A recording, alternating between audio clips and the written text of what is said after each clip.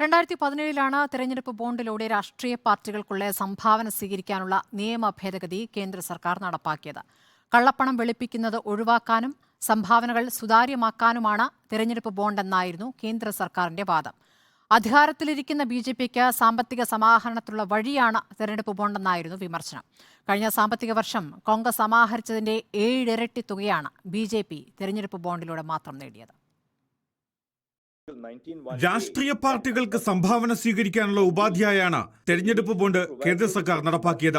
ഇതിനായി കമ്പനി നിയമം, RBI നിയമം, ജനപ്രാതിനിധ്യ നിയമം, നികുതി നിയമം തുടങ്ങിയവയിൽ 2017 ഭേദഗതി വരുത്തി. നിയമ ഭേദഗതി അനുസരിച്ച് സ്ഥാപനങ്ങൾക്കും വ്യക്തികൾക്കും മാത്രമല്ല, നഷ്ടത്തിലോടുന്ന കമ്പനികൾക്കും രാഷ്ട്രീയ പാർട്ടികൾക്ക് സംഭാവന നൽകാം. SBIയിൽ നിന്ന് 10,000 മുതൽ 10 ലക്ഷം രൂപ വരെയുള്ള ബോണ്ട് വാങ്ങി രാഷ്ട്രീയ പാർട്ടികൾക്ക് നൽകാം.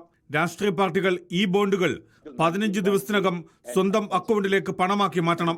സംഭാവന നൽകുന്നവരുടെ പേരുവിവരങ്ങൾ വെളിപ്പെടുത്തേണ്ടതില്ല എന്നുമായിരുന്നു 2017 നിയമ ഭേദഗതി. ശരിയായ മാർഗത്തിലൂടെ ഫണ്ട് ശേഖരണം ഉറപ്പാക്കാനാകും.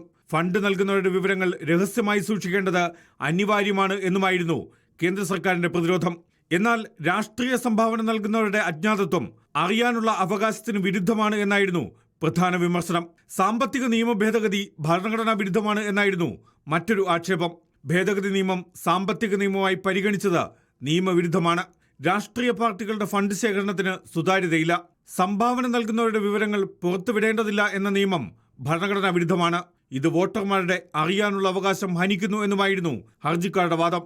സംഭാവന നൽകുന്നവരുടെ വിവരങ്ങൾ കേന്ദ്ര സർക്കാർ മാത്രം അറിഞ്ഞാൽ മതിയോ, പ്രതിപക്ഷം അറിയേണ്ടതില്ലേ എന്നായിരുന്നു സുപ്രീം കോടതിയുടെ ചോദ്യം. സംഭാവന നൽകിയവരുടെ വിവരങ്ങൾ പുറത്തുവിടാൻ SBIക്ക് നിർദ്ദേശം നൽകുന്നില്ല. എന്നാൽ സംഭാവന നൽകിയവരുടെ എണ്ണത്തെക്കുറിച്ച് അറിയണമെന്നായിരുന്നു വാദത്തിനിടെ ചീഫ് ജസ്റ്റിസ് ഡോക്ടർ DY ചന്ദ്രചൂഡിന്റെ പരാമർശം.